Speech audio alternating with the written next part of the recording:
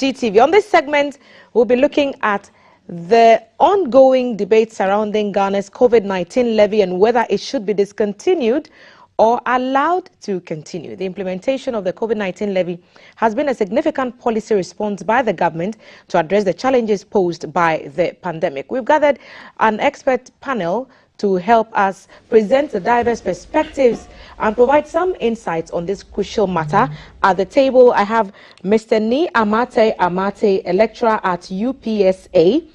Thank you for joining us, Mr. Amate. He's here with Chona Makwelo, who is a representative from the Association of Ghana Industries, which is a civil society organization advocating for equitable social policies. Throughout this interview, we'll examine the various dimensions of the Ghana COVID-19 levy, including its purpose, effectiveness, economic implications, impact on vulnerable groups and populations, and a whole other list, a tall list of perspectives to share at the table, and the gentleman will help us make that possible. So I'll start with you, Mr. Amate. When the COVID-19 levy was imposed, we were in the middle of a pandemic. The government was faced with the huge task of providing the necessary services that the population needed on time. And it needed to provide or to have the monies to be able to fund those activities. Do we still need the levy? Well, the levy was assented, I think, the 30th March or so, and it started operating on 1st of May 2021. I think it was for a particular purpose, and the focus, like you said, was to get us out of the woods. There were many interventions that government made, and definitely those things had to do with money. There were months of free water, 50% amount taken off our electricity and stuff. So quite a number of interventions were done by government in order to cushion us and to take us out of the pandemic. Well, should it be continued or not? As the name portrays, it was for a particular purpose. Today, as we sit here, the World Health Organization says it's no more a danger. COVID-19 is no more a danger, and therefore all sanctions and all other restrictions have been lifted. So if we still want to keep it, then we need to give it a different name. What we did was to give it a specific name targeted at a specific pandemic. And so once the world has agreed that we are out of the pandemic, I think we need to scrap it. If it still has to go on, then we need to give it a different name. So pandemic levy, emergency levy? Post-COVID levy or something. Anything, but this should not stay. Do you think that it has served the purpose? Did the health system benefit from the levy that was imposed? Yeah, the levy helped us a lot. For instance, it helped in the procurement and distribution of these PPEs, and we had places being fumigated, you remember. And then I was surprised Agenda 111 is part of this whole thing, because I keep asking myself whether we have a Ministry of Economic Planning. If we do, or we did, we wouldn't be stampeding ourselves into creating 111 hospitals. You don't think it's important that districts that do not already have hospitals should be given? I'm not saying we could have been doing it progressively. Like I'm saying, if we had Ministry of Economic Planning, they know the growth rates each year, they know what to do, and so you don't starve certain districts and then wait till a particular moment, bring in a COVID fund, and then start. For years, the economic planning has been part of the finance minister's job. Yeah, so we've had the Ministry of Finance and Economic Planning. So we had it. If we did, then we failed, because we could have been planning gradually. Look, we know the number of students who get out of school each year. We know how many go into what employment. We know these are things that we work with, growth rate and stuff, so that you don't starve particular districts and areas, and then just out of one moment you decide that let me create 111 hospitals. What I'm saying is, if we know our growth rate and we know what we need at a particular year, we could do 6 for this district because that's what they need. We could, progressively we could, spread them around. But we don't, and these are the promises that we are unable to keep, and therefore we fail the people. We have had situations of people saying they will build 200 schools. By the time they left office, we had just about 46 or so at the level of completion. What I'm saying is this 111 thing, how many more years do we have to go in this term? We will fail the people. We make them so anxious. We make them happy by telling them I'll do this. But we definitely know that we can never complete 111 hospitals in this short term. And that's why I'm saying we should make realistic promises. But that's just by the by. What I'm saying is, yes, there were things that we benefited from, and which actually created a situation that, the COVID fund was a good idea. But we all know what controversies surrounded this whole thing.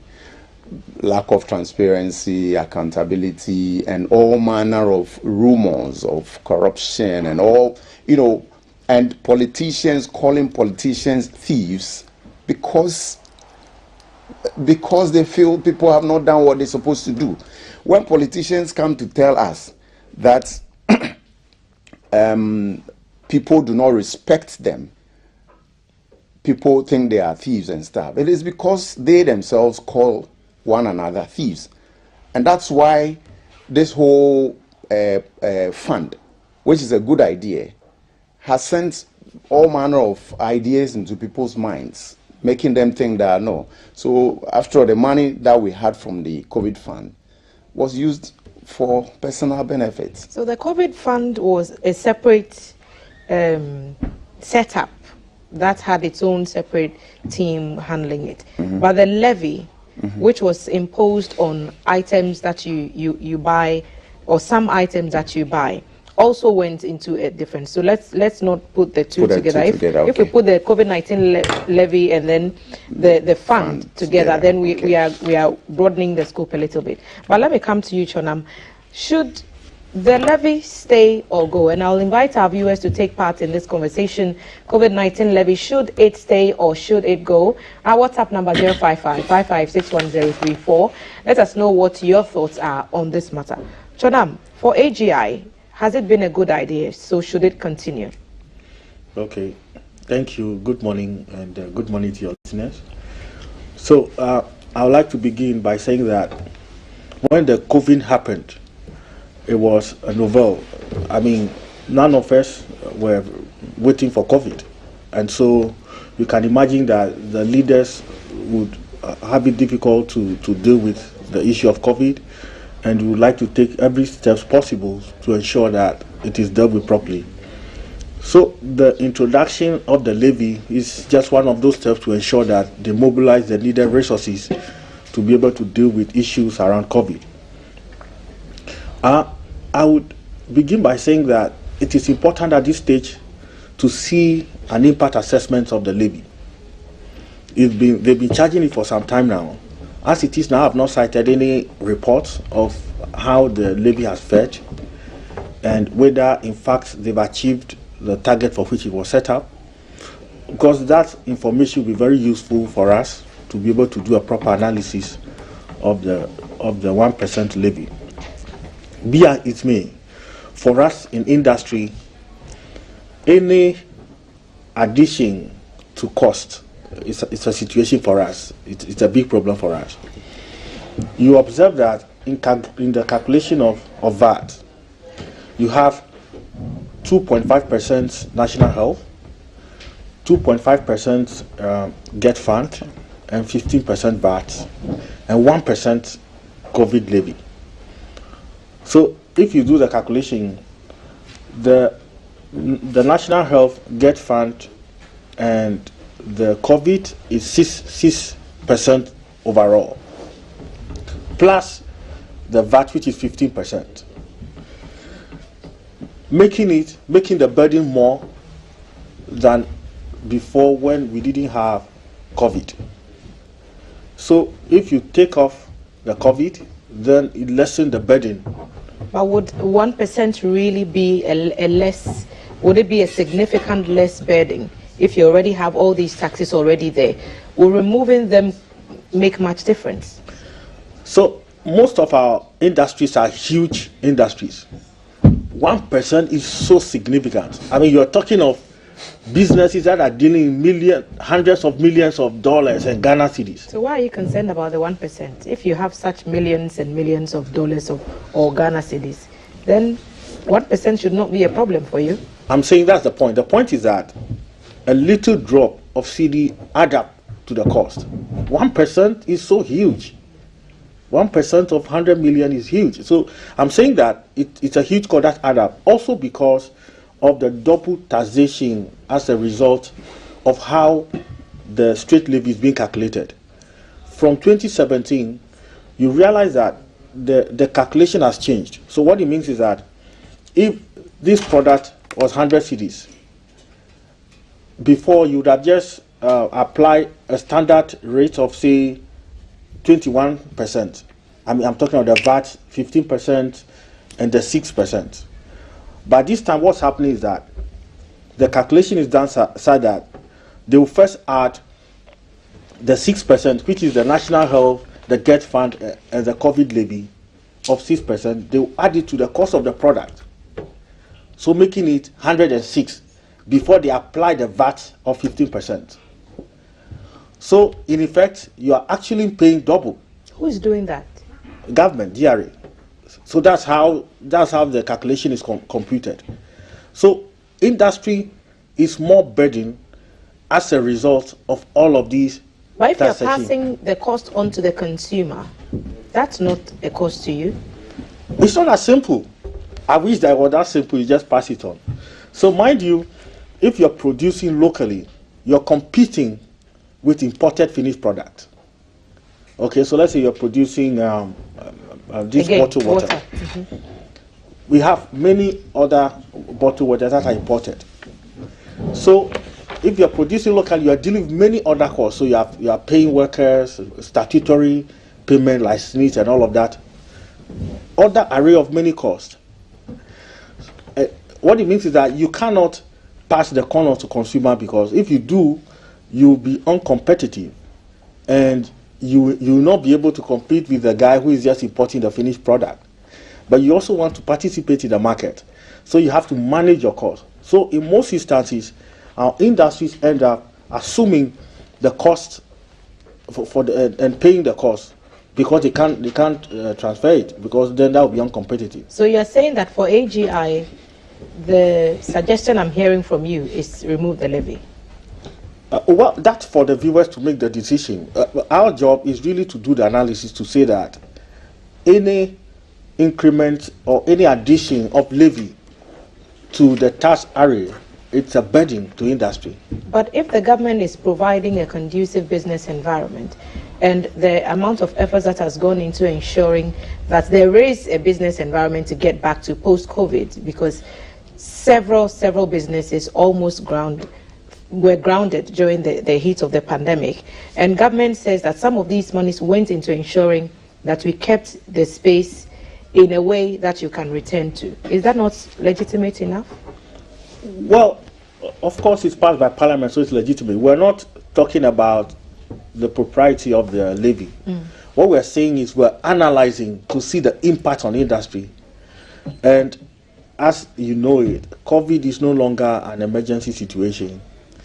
And in the era of a regime where almost on monthly basis there's an introduction of some new tax of the form. I mean, just we're in May, and we've had over 3 major taxes already introduced, and all of them are major burden to industry.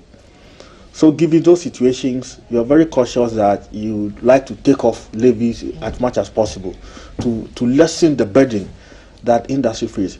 See, when this huge situation we're facing as a nation, because we don't have a lot of local indigenous businesses that are producing. There are teeming number of young people who are unemployed because the industries to create a job are not producing. They are struggling with all of these costs.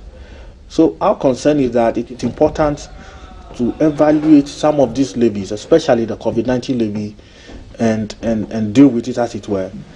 But suffice to say, though, that it's difficult for government to take off taxes once it's introduced. I can imagine, because more money is preferred, and they have many things to deal with. The last time I was in Freetown, at the airport, you pay $100 straight COVID levy. When you are coming out to, you pay $100. So $200 just for taxis. And it was so frustrating because you never budgeted for things like that. But I imagine that governments across the continent and the world are finding ways of taking advantage of these COVID-19 to the maximum. And most of these things are really affecting industry in a way that it shouldn't. So do you or do you not agree when Mr. Amate talks about perhaps give it a different name and make it more relevant to the times, considering the fact that it's no longer a global health emergency? Well, that's a good question. So if you said we should give it a different name, because every levy and tax must have relevance. But if there's no COVID, there's no COVID, you know. So different name, I'm not sure. My view would be that, especially as far as industry is concerned, there should be an effort to take off some of these levies. I mean, minimize the burden for local industrialization. You really want to make sure that you create an environment for businesses to thrive. So every burden that appears to be unnecessary, just take it off. Okay, let's play an assumptions game here. If the levy is taken off, what are the implications? If the levy is taken off, what are the implications? Well, the burden will be light on the consumer, because you need to know that for every levy that you put on any product, it is the consumer who bears the maximum effect. And so if that is the case, then that's one of the things that once it is taken off, it lightens the burden on the consumer. And then people, I'm sure, and let's not just look at it as if it's 1%. Like he explained, if you're dealing in millions of dollars, 1% is a huge, significant percentage. So I think that should be considered when we're looking at it. And I was being sarcastic when I say it should be given a different name. Because, I mean, if it is irrelevant, it is irrelevant. And there are too many taxes already. I mean, have you gone to the shop lately to buy items, ShopRite, etc.? I have, actually. And then do the calculation on the taxes that you pay. It's mind-boggling. And you see, these are some of the things. Once you begin to talk about these things, then you veer into other things. I mean, we are too much of an import-driven economy. We import Coca-Cola from Morocco. And in spite of our cocoa production, we never add value to our products. So we export without adding value. And then we import finished products. So even Milo, cocoa products, are imported back into Ghana. All of these things will put pressure on your cedi. And 70% or so of our debt is calculated in dollar terms. But what the things that we need to have in place to stop these importations will cost us money. Aliko Dangote has put up an oil refinery in Nigeria. We're told it's the biggest in the world. It must have cost several billions of dollars. So if we are saying that we need to do this and we need to do that, and yet we are asking for some of the levies to be taken off, where will we find the money? Do we keep borrowing? You see, that is the thing. And it's more like a devious cycle. As we speak, IMF has given conditionalities. Aside the three major new taxes that we're burdened with, we need to also bow to the IMF orders. And that adds more. Electricity is going to go up, water. And then what? The idea is, if an individual like Dangote can do this, what happened to the governments who, and I'm not talking about this government, but all governments across the board, how come we couldn't deal with these things?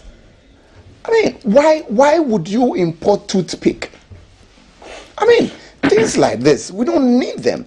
And we need to tame our tongue. We don't need toothpick. For what? You have brooms in the house. When I was growing up, I never knew there were things called toothpick. I was using broom until I got to know about it. And then people will say dental floss. A friend was even telling me not to use any of the toothpicks you find at the restaurant, because people use them and replace them. People use them and put them back. And, it might be a joke, but people use them and place them back. Yes. Don't do that. Well, so one of the servants was caught and was asked, "Hey, why are you using the toothpick?" And he said, "No, he doesn't use it that much. And anytime he used it, he put them back." I mean, that's frightening. What I'm saying is that let us focus on, now the IMF is telling us to use homegrown ideas to resolve our issues. So where are we going to do it? It means we're going to burden ourselves the more with these taxes. That is not innovative enough. That is not innovative enough. Where did we go wrong? Can we go back? Can we stop dollarizing the economy? Can we begin to decide that, well, I think the IMF is of course going to discipline us and whip us into line. But all I'm saying is that there are homegrown solutions that we could have adopted way back, rather than making it look like we got to the teether's end, and therefore, look, this $3 billion we're getting from the IMF.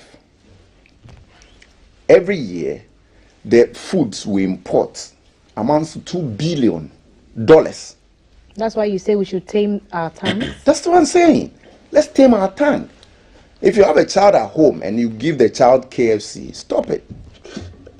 Yeah, I mean, KFC is a business that is set up in Ghana. It's a foreign franchise, but it's employing Ghanaians, and some people have jobs because of the presence of some of these companies. Whenever I hear a thing like this, that people get jobs because of these things, we're asking the government to cut down on the number of ministers. The response some of them give us? That we're going to create more unemployment by cutting down on government side. People have answers to anything, just like the Bible has become now. People can use it this way or that way. What we're saying is that if we're a focused people, we could do what we need to do. Okay, one last one from you, and I'll come to you, Chonam, so I'll get your reactions from what Mr. Mate is saying.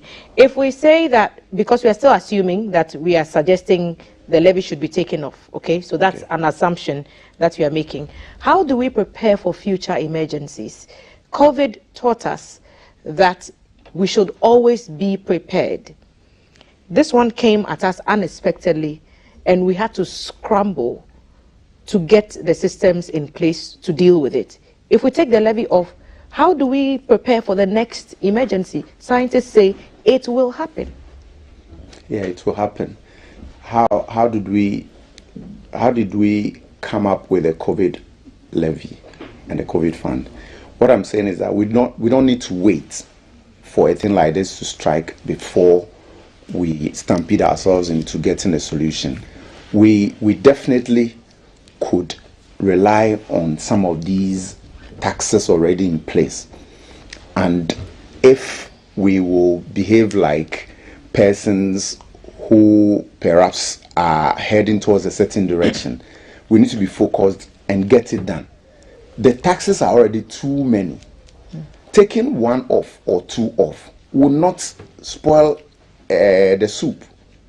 What I'm saying is that we have so many taxes in place already. We could still deal with emergencies unless we are just going to sit back, wait, let it strike, and then we use that as a means of bringing up another, levy.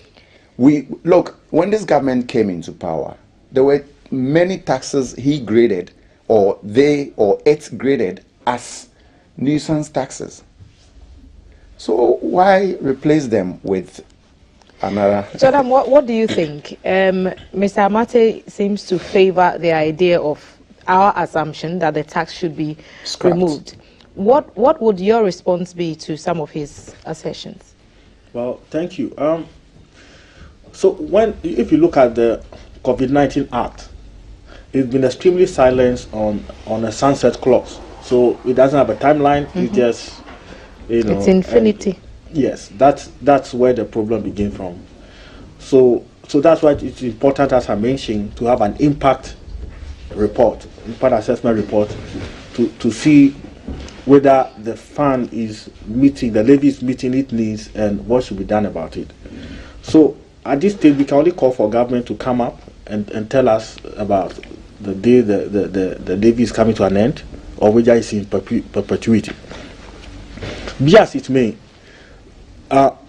yes, it is true that the levy is burdensome. I mean, it provides more burden. It's 1%, but it's not as simple as I mentioned. It allows for double taxation, because the way it is done, you have to pay and pay again.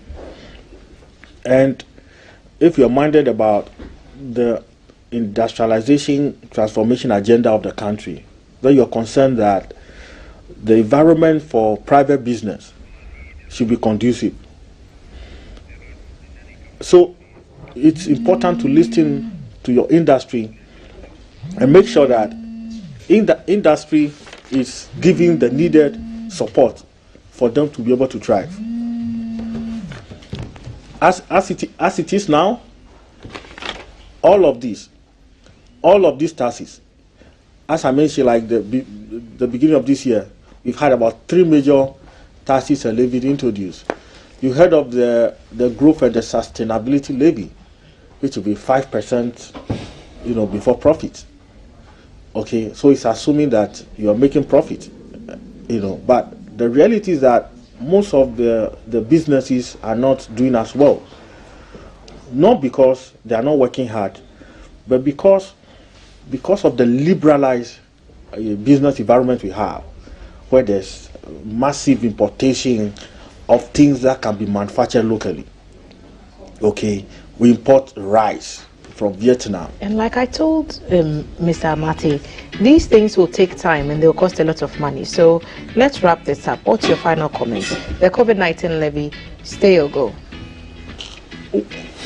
Well, as I mentioned earlier, the judgment as to whether it should stay or go would obviously be for the listeners to make. But for us in industry, it is important to reiterate that we want less and less of taxes and levies, right? So that we can flourish. Stay or go? Chopoli is talking like the politician. One moment lighten it, one moment where it's in the hands of. It should go. All right. It should go.